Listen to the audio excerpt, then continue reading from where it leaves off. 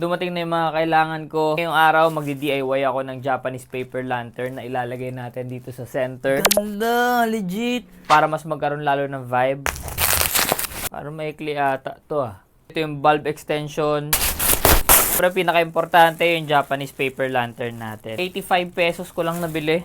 May mga nakikita ako, libo yung halaga. Hindi ko alam kung ano pinagkaiba nila pero pala ay 16 inches or 40 cm ata siya. May instruction din siya paano ikabit. Mukhang kailangan nga magdahan-dahan dito kasi nga manipis lang din talaga siya. Meron na nga siyang konting butas eh.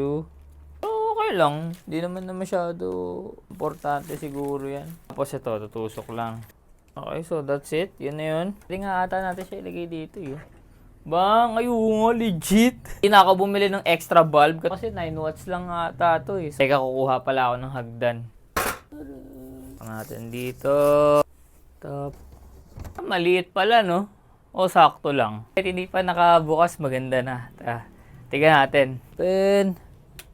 Ay, legit. Ito. Hindi pala napapalit-palitan yung kulay ng ilaw nito.